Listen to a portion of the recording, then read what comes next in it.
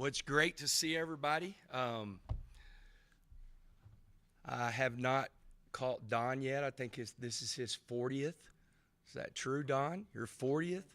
Yeah, I'm 31, so I'm starting my 31st year. And, man, so excited. We've had a great summer, and I can't wait for the guys to get in. I know they're really excited about starting camp.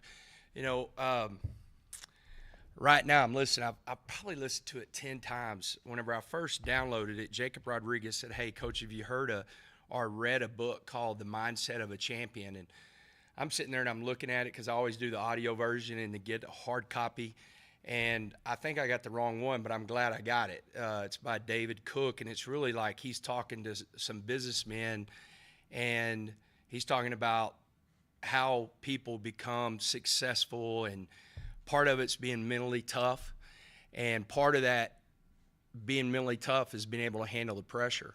And right now, that's kind of a big word because you've got all these expectations of this roster and everything that's going on, and how do you handle that? And I was listening to it again because I was making notes for our different team meetings and things that I'm going to talk to them about, and we're going to talk about it today. How do we handle the pressure? And one thing he says is embrace it. You've got to embrace it. Like nothing has ever happened in any parts of our lives or any parts of an athlete's life to where you've reached greatness that you didn't go through the fire. And so we're going to embrace the pressure, and we're going to talk about how you deal with that, how you deal with it. You control what you can control, and that's being on time, taking care of your body, during camp, and then emptying the tank during practice, going out there, and whether it's a perfect rep or you make a mistake, you make it at Red Raider speed, and you can control that. And if you walk off the practice field and you said, "Man, I emptied the tank today," you don't have to be perfect, but if you did empty the tank today, then you won that moment, and we're just going to start stacking days. And so I'm excited, man. I cannot wait to start practice tomorrow. Just real quick to kind of go over some guys that you'll see in different areas, just following up on some injuries. Chapman Lewis and Justin Horn will both be back and fully cleared October 15th. They're both coming off ACLs from last season. With Justin, as soon as he's back and he's in game shape, we'll play him. With Chapman, because he's never redshirted, we will kind of map that out because I would love if everything works out and we're healthy in some really good positions as far as the three safety positions. I'd love to be able to get his year back for us and for him.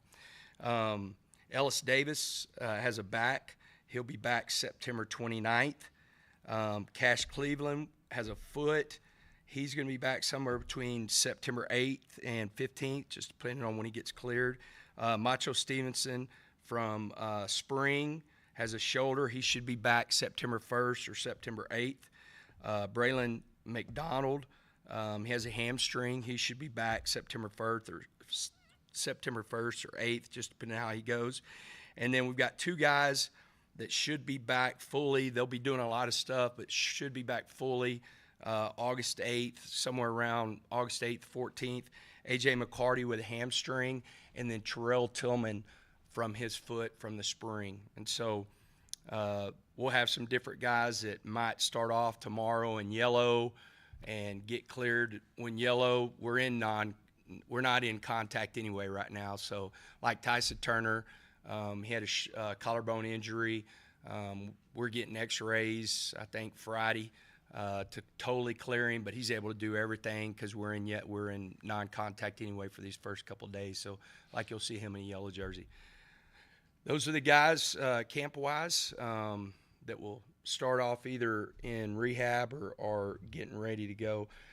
We're in a good spot. We feel like we're in really good shape, and we cannot wait until we get through talking today and talking season's over and we finally get to get this full team with all the freshmen coming in June and a couple of like Roy Alexander is a transfer, get everybody on the field. So with that, any questions? Hey, Coach, there's been a lot of talk about, handling the pressure, Big 12 Media Day and hearing everything. But I'm curious, with all these new pieces, including 2 new coordinators, what's your formula or process for fitting it all together to ultimately win on Saturday?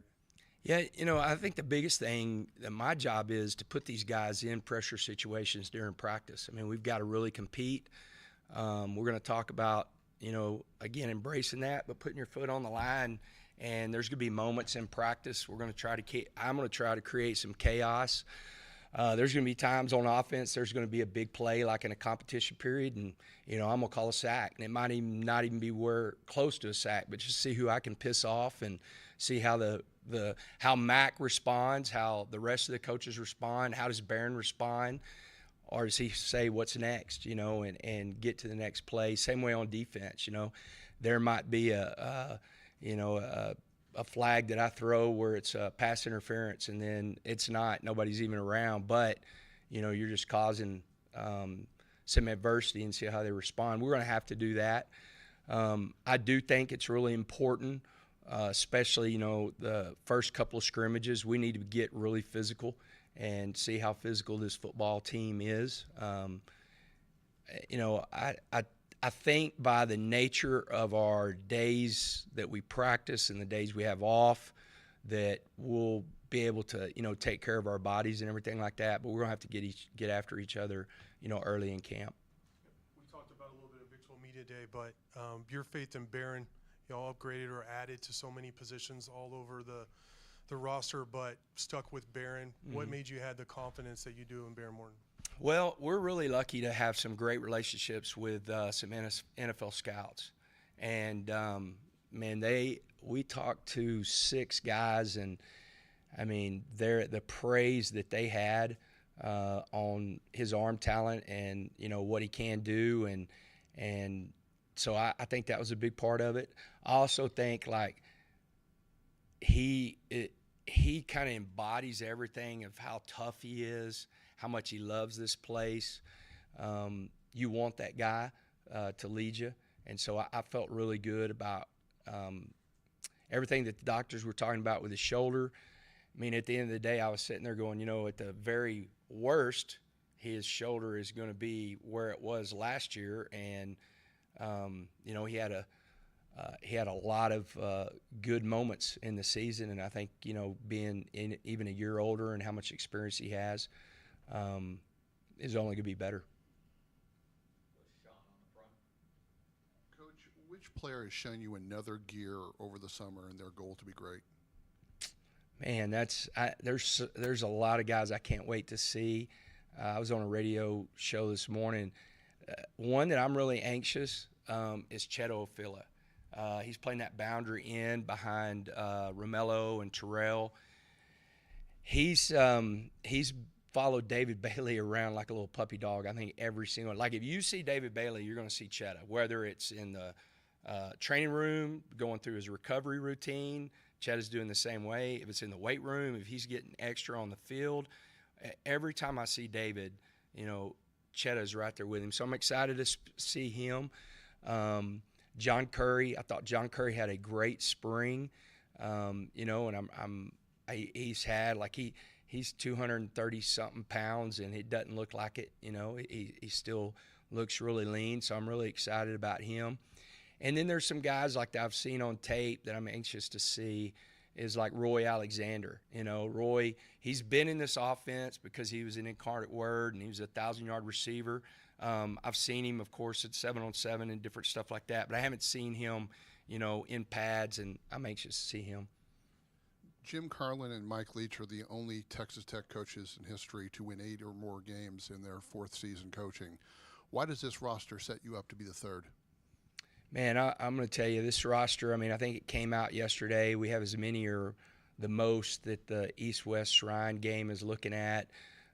Every NFL report that we get has a lot of guys that are rated as NFL prospects.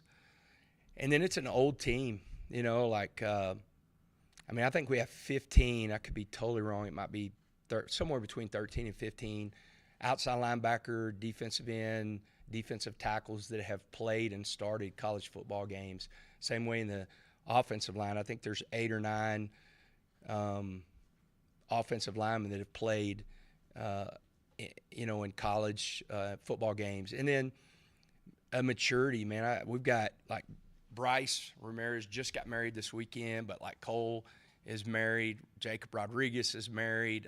Will Jados got married earlier in this summer. We've got grown men in this building that they have some high expectations for themselves. They know what it's going to take for them to have a good year this year and set themselves up for the future. And so when you have a really mature team like that and pulling in the same direction, you got a great opportunity. Coach, with all the excitement for this year, what concerns do you have as you get ready to start fall practice tomorrow? I just want these guys to understand the process versus the results. We can't get in our own way of feeling like the weight of the world. I really do. Position-wise, I'm not. I feel great. In all the positions, there's a lot of competition going on, and I feel good about the coaching staff. We presented at coaching school on Sunday and Monday. After Sunday's presentation on the defense side of the ball, I sent Kirby Holcutt a text, and I said, man, I am just so impressed with our coaches. Like, they are so locked in. I really appreciate the 2 new coordinators. Shill is he's got such a plan. He's so A to B to C. He doesn't, jump around. He is so, his install orientation or oriented helps us get to where we want to be. And then I love, Mac's demeanor. He is the same way all the time. Now, whenever CD or Coy makes a big play and catches a touchdown or catches a big ball, he gets excited. But other than that, I don't know if his heartbeat ever changes, and I think that's been good in that offensive unit room to have just that steady hand of like, this is what it is, get to what's next. So really excited about that. 7 home games this year at the Jones, super special place. What's the early message for the fans?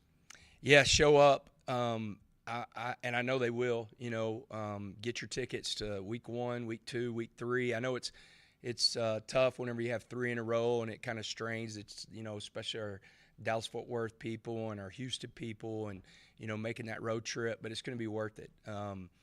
This group of guys are very appreciative of being here. That's what's been really cool about all the new guys, how much they appreciate Lubbock and appreciate Texas Tech. And it's going to be a fun team to watch. It's again a deep team, but there's a lot of athleticism. Zane Perry, who's been here for a long time, not to age Zane, but I think he was on Mike Leach's as a student all the way through for about 10 years, and he's been through all the other head coaches. And we were doing a photo shoot the other day, and he was passing out uniforms and shirts and all that. And he was like, Coach, man, these sizes are a little bit different than what they've been in the past. We got some big boys. And so I think you're going to see a really special team. I can't wait to play in Jones AT&T. And then I can't wait for some of our guys to get to do that because they're coming from places that do not have the same support that we have at Texas Tech. We're very lucky to have the fan base that we have. And so I'm excited for those guys to play in front of a sold-out crowd and a very loud and fired-up crowd. Hey, Coach. With Shill Woods in his role, how does this defense compare to what you envisioned year 1 here at Tech? Yeah, I think you're going to see a lot of different things from him from the standpoint of 3 down, 4 down. I think he's going to be the first one to tell you the edge pressure between David Bailey and Romello Height. Like, David Bailey is getting all this hype. I took Romello Height to media day for a reason, and that was nobody's talking about him. And I watched 15 practices of one of the best guys I've seen. Is like his first step, and he's played a lot of football. He's really talented. And so I think, Shill's going to be able to get after people up front. rushing four, but also we've got some linebackers. Jacob Rodriguez has got a knack for getting to the quarterback and pressuring the quarterback. So I think you're going to see different things like that. And then we really upgraded the secondary with the guys that we brought in, and then the growth of like B.J. Jordan, Marion Horn, just guys that are now older and have played a lot of football. When you think back to your first state championship at Cedar Hill, what are some similarities or differences that you see in this current Texas Tech squad? And are there certain traits or cultural markers that tell you that this team is ready to take the next step? Yeah, it's funny. I'm glad you asked that because I actually talked about that this morning on the radio. 06, 19, 21, and this year I've never been on deeper teams.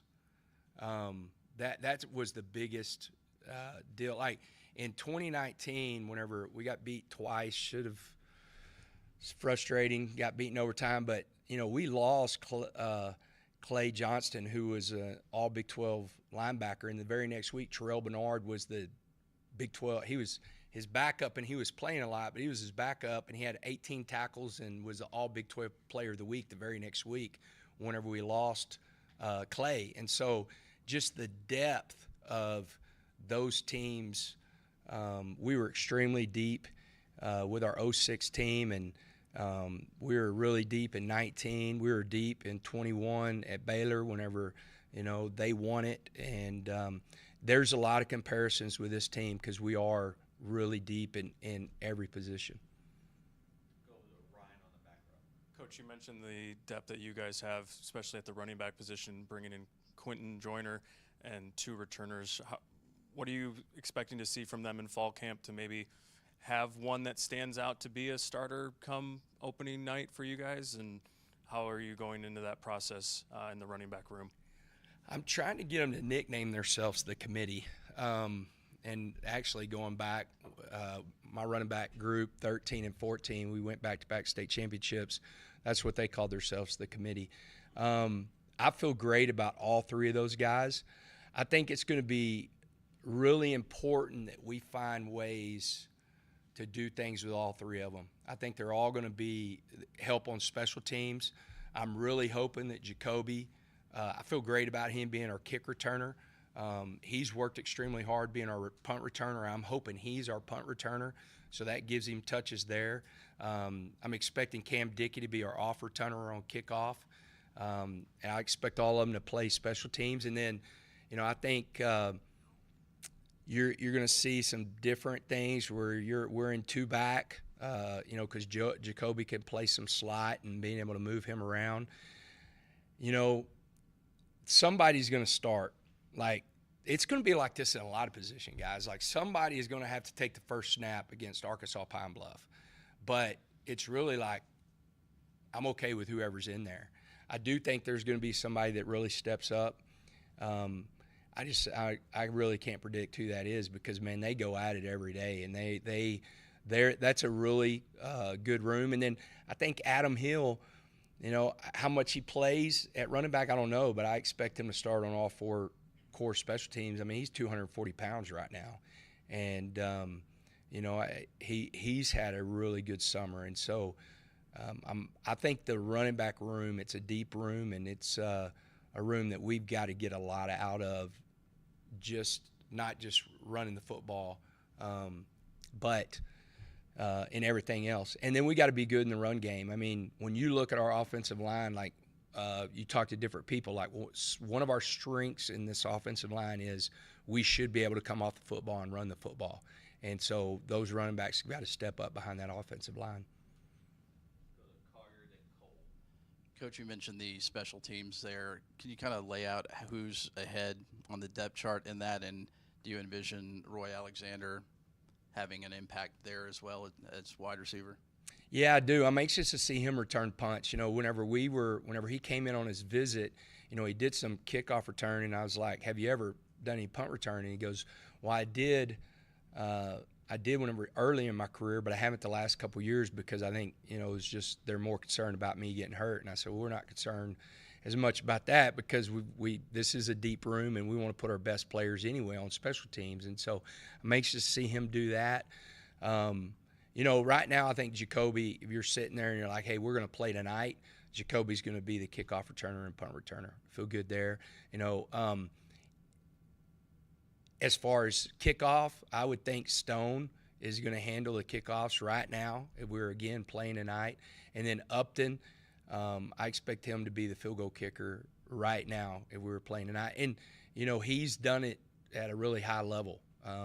He had a really good year last year at Buffalo, at the place he came from. And so I think he'll have a really good year for us. He looks really good too, man. He's another guy that's put some good weight on and feels good about where he's at. How was Reggie Virgil progress this summer managing that injury, and is he ready to go? Yeah, he's ready to go. I laugh because Reggie's such a character. We have some big personalities. Matt and I were actually talking about like who we're going to mic up during practices, and I can't wait for y'all to hear Lee Hunter's mic'd up because they're just big personalities. They're fun personalities. Reggie feels good. He'll be ready to go. He'll start in a yellow jersey, but it's just, he won't miss anything being in the yellow jersey. Just some of the stuff, we put those guys in yellow jerseys so their teammates understand where they're at. But he is cleared and ready to go. He brings a dynamic, I think y'all have seen what he did last year and what everybody's fired up about. He can really stretch the field. Our two outside receivers can really run with him and CD. And so I think Mac, whenever you talk to him, ask the question like, what are you going to see different? I think you're going to see, he says, scoring from afar, like really attacking downfield. And, we're able to do that with those two outside receivers. Coach, your two tight ends, Terrence and John Carlos, those are some of the better pass catchers of your group. I'm curious what their blocking abilities are at right now, considering you're losing Mason Tharp. Yeah, John Carlos is really physical, and he was good last year for us in the run game and just progressed. I mean, we have the best tight end coach in the country, especially when it comes to run blocking, because he was a freshman All-American offensive lineman, and he would have probably been a first-round draft pick if he hadn't tore his shoulder up, and Josh Cochran. I think that's what's exciting with Terrence because, he hasn't been asked to do as much as what we're asking him to do, and he's really embraced that. When you have guys that are willing blockers, I thought that was one thing that Jalen Conyer really grew last year in that role, and, I see TC. So, like, on the ball tight end, you're going to have John Carlos a lot more that way, Jason Llewellyn, off the ball tight ends. You're going to have more TC and, Trey Jackson like that. Coach, going back to the spring, you were missing your starting quarterback and you're missing your starting wide receivers. I imagine they got some work in this summer. How much did they get caught up with what the other guys were doing in the spring? Yeah, the good thing with all of those guys is they got June and July. I will tell you, like, we get to do football school. We do twice a week in June. And it's routes on air, because we can't go against each other where we're out there. The players, can do the 7-on-7 everything, player-led. But, routes on air, the first time that Barron operated the offense, Mac came in and he goes, all right, I see what you've been talking about. This dude's legit as far as, like, the tempo that he operates with, his decision-making, and the pace really sped up at different times when we were going tempo with Barron. And that's just, man, he's been doing it a long time and has played in a lot of games. So I think he felt great about that. And, there's so much between those receivers, there's so much on tape that you know who they are. So whenever they were all out there, nobody was surprised with, what they could do. And a lot has been made about your defensive line. How nasty can these guys be? How good do you think these guys can be in the Big 12? Man, it's I'm really excited. I see it every day. I'm ready to see it against somebody else. But when you're sitting there and you think, all right, it knows you've got Lee Hunter.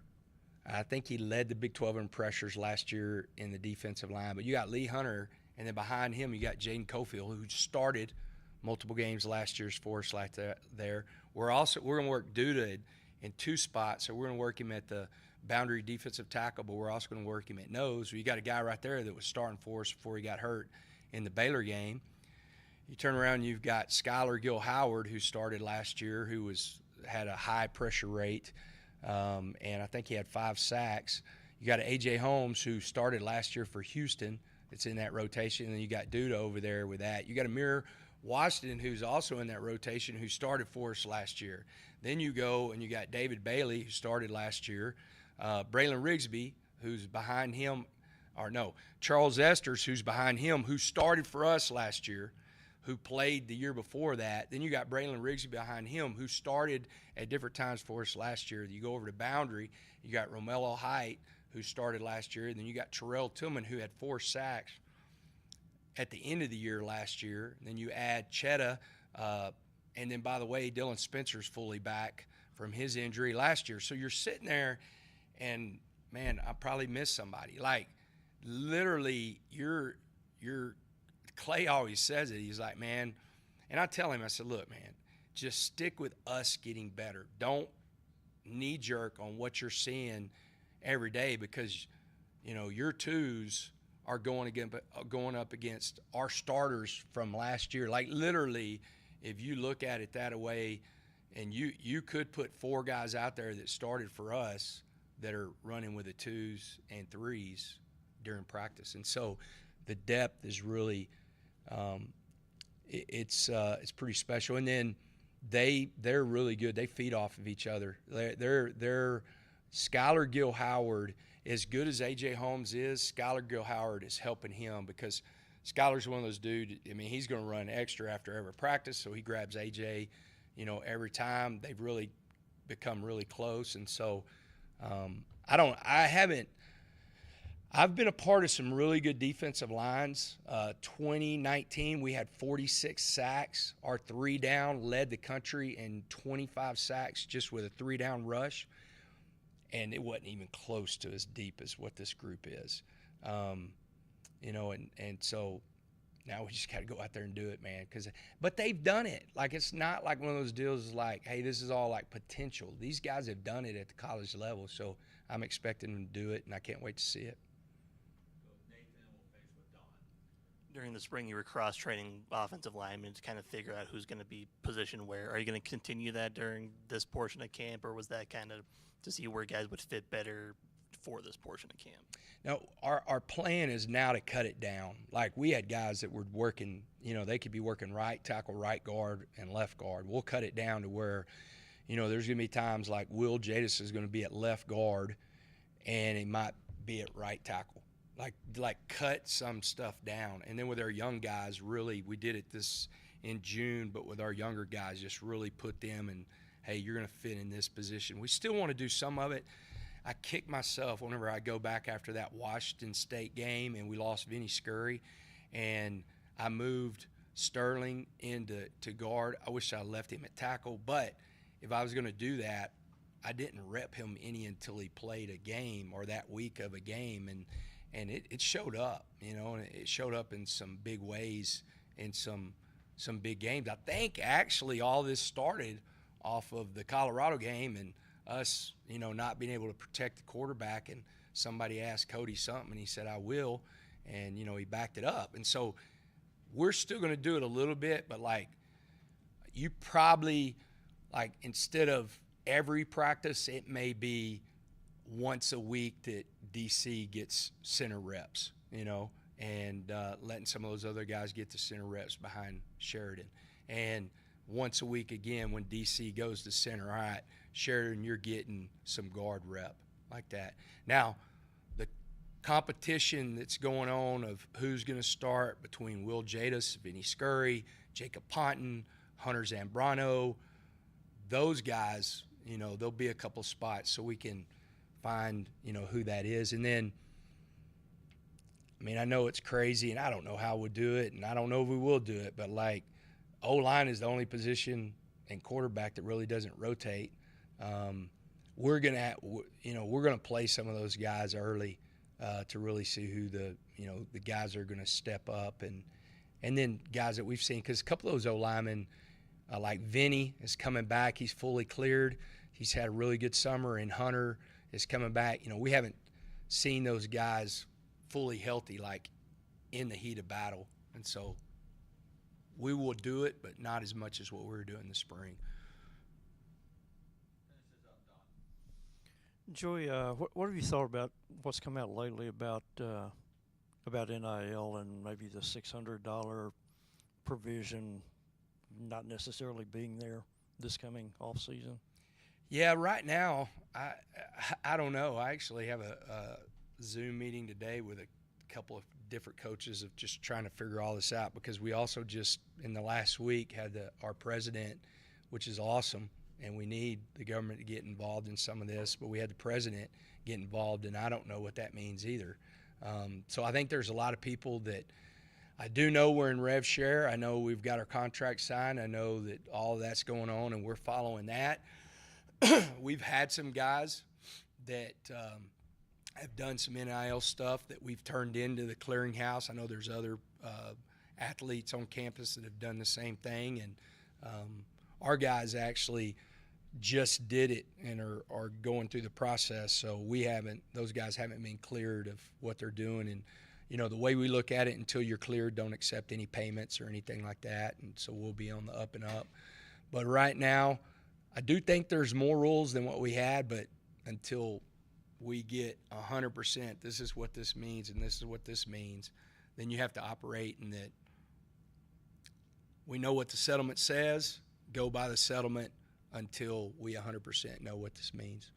So how many guys do you have dealing with the clearinghouse right now? We just have a couple, because they just did it. Like Corey Aiken did a deal, and so he's with a hunting company and everything like that, and so getting that cleared.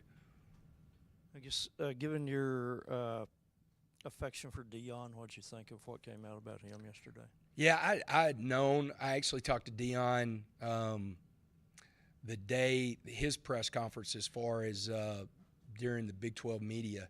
I talked to him because he gave me a shout out, so I'd sent him a text and said, thanks. And I told him, I said, when he calls, I might have his ringtone saying, Joey's got some money, or whatever he said. It was hilarious. I was actually with Mike Wallace and Dusty Womble, and they were laughing because they didn't know what that was whenever I was playing it off social media.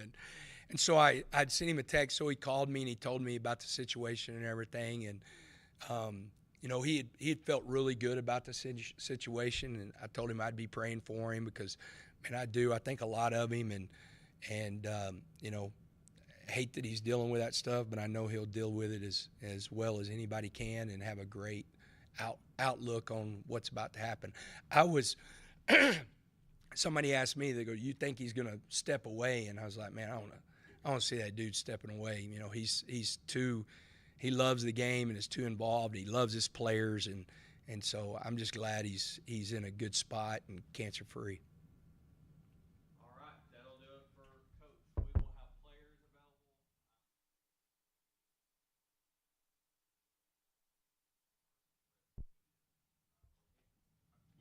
Thank y'all. Great seeing y'all. Here we go.